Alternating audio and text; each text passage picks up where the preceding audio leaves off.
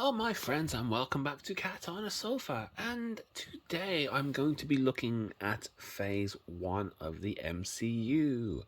I recently completed my MCU Steelbook collection. So with that being completed, I've acquired the ability to properly show off phase 1, something that had been bugging me for the longest time, even though it's not quite the steelbook I ordered, but I've been over that and we'll get to that.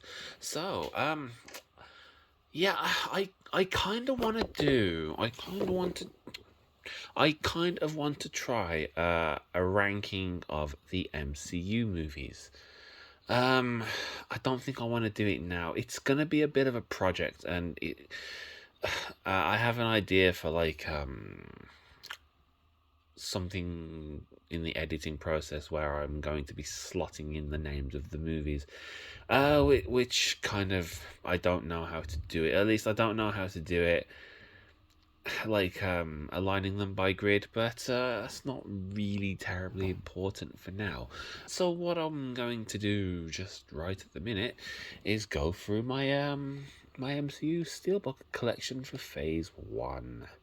And next time it's going to be phase 2, phase 3 yeah, like 3A, 3B, as it was with the multi-part box sets, and then phase 4, I guess. So yeah, let's just get started. So this is the Mondo one.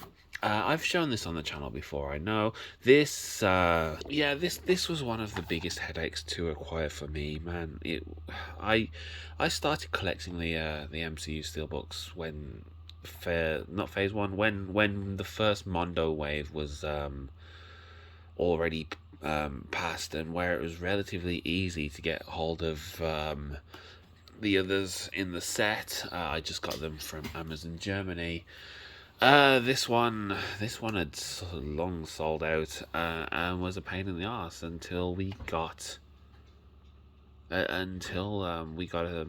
a, I don't know what it was, like, was it a reprint for Amazon Germany? Even when it went up for pre-order, I still couldn't order it. It just would not allow me to order it in the UK up until about a week before it actually dropped. Even people in America, people in Canada, they could all order it, but for some reason the UK just didn't have access to it. It just says unavailable. And then I just randomly checked about a week before and realised it was available, and immediately pre-ordered it, and boy, I'm glad it got reissued, because I did not want to spend £150 on eBay buying that thing. And I had, as I've mentioned on the channel before, decided in its place to get this one, and I agonised for quite a while. Over exactly which Iron Man 1 Steelbook to get instead, or not instead of, until in the interim of getting this, I suppose, would be the best way to describe it. And I ended up with this one just because it had the nicest artwork, or at least the artwork I most preferred. And this is the only kimchi I have, and it is really, really nice. I like anything that comes with a numbered card like this, and I'm not gonna get the art cards out today. But yeah, this is, I actually, if I'm being honest, think I prefer this to this. But I'm glad that I got that to complete the Mondo set, because that was the only one that I was missing. Moving along to the Hulk. This isn't what I ordered. I went over this in my video, so I'm not gonna harp on over it for too long. It's actually quite a nice steelbook, and I am a fan of the Universal 100th anniversary steelbooks. I really do quite like the Serenity one that I have, but yeah, I mean, it's not what I ordered, and the funny thing is, I recently won a shit ton of money, and I should have just ordered the other one on eBay that was like £25, but I didn't. I spent it on other things, including a new knife. Yeah, I've started collecting knives. this will be 5 now that I've acquired. And I might make a video about those. I mean, I'm never going to be a knife channel, but I don't know. I've always considered my tastes and content in most things that I've ever attempted to be quite eclectic. And yeah, like, oh yeah, I recently bought a Lego Back to the Future DeLorean, and I've spent the last couple of days building that, and I think I'm going to show that on the channel too. I probably should have done that today, actually, but I didn't. I'll do that next time, I think. But yeah, this is Hulk, and I think this is a criminally underrated movie, and I don't know, I really, really enjoyed Edward Norton's portrayal of Bruce Banner. So yeah, that's the Hulk. So, moving along, I think this is one of the first Mondos that... Well, I think it was the first Mondo MCU that I got. The first Mondo I got was A Quiet Place. But, yeah, it's a really pretty steelbook. In fact, I think that, was this the first wave? No, I think this came from the second wave of Mondos. And I really do like this one. I think they handled the spot glossing a lot nicer on these. So yeah, this is like a really, really nice one, and I love the artwork on these. And I think that Iron Man 2 is criminally underrated. I do love the artwork on the Mondo discs. At least I do like that they go the extra mile with the internal art and the disc art. So yeah, that's really good. And yeah, like I said, like, I don't know, I really like Iron Man 2. Like I've said it before. There isn't a single movie in the MCU that I actually dislike. Not even. I'd say there's a bare minimum of likedness. Is That's not the right word, but like the absolute minimum amount that I like any of the MCU films is like I would consider them all good films at worst. Ranging from like a good film to absolutely spectacular, and I would put this well above good. I'm not going to start ranking. I'm going to come up with my own MCU ranking system for when I do my ranking, and I don't know how the hell I'm going to do that, but it is something I'm going to attempt because I'm crazy. This is Thor. This is one of the ones I got from Germany, and it is damaged. In spite of my best efforts to acquire an undamaged one from America, not America, from Germany. It just seems that, wow, you just cannot get something delivered from Amazon in a box unless you make sure it's big enough to absolutely need to come in a box. So yeah, even the replacement came damaged, and far more damaged than this one, I might add. But yeah, the artwork on this is good. I don't feel as though the first Thor has aged as well as some of the other ones. Like, yeah, Tony Stark definitely evolved as a character over the course of the films, especially post-Avengers, where he showed that he was willing to sacrifice himself. Like, I think he went through that portal full well not expecting to come back, which they do foreshadow in the film. But yeah, like, Thor's character arc, I think, is much more aggressive, and I don't mean he's an aggressive character or he is an aggressive character, but that's not what I mean. Like, he starts off incredibly serious and rigid and... yeah, Thor starts off as this, like, I'm very manly, I must fight everything. I don't know why I'm doing the accent.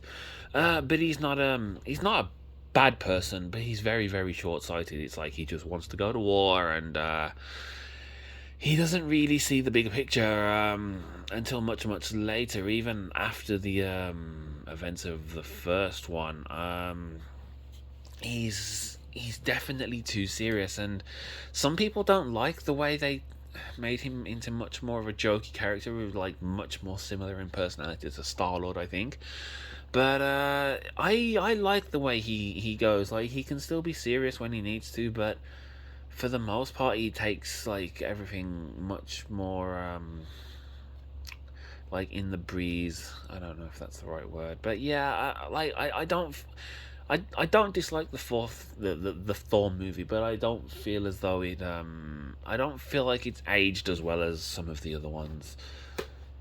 And moving on to Captain America.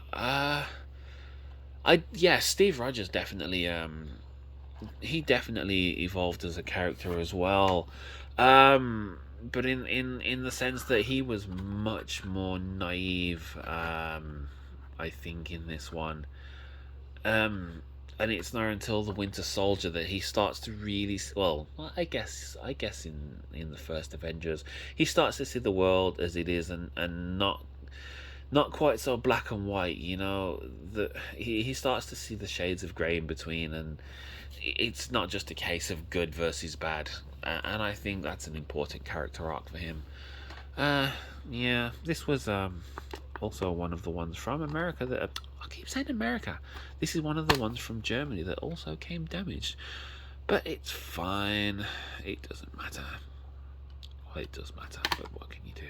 I'm not a big fan of the German ones, and that definitely came out slightly more dented than I wanted, but such is the price for buying things from Germany. And finally, we have Avengers Assemble, of which I have two.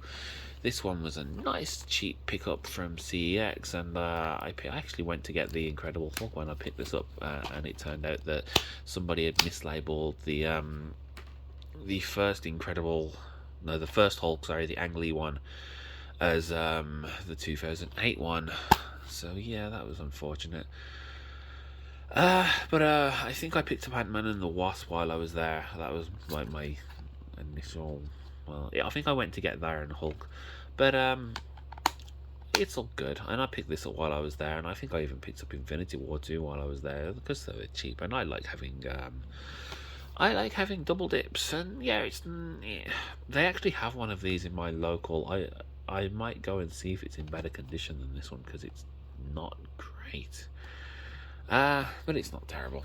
And yeah, I really like the first Avengers film. It is just so well paced. It's really good. And here is the Mondo one.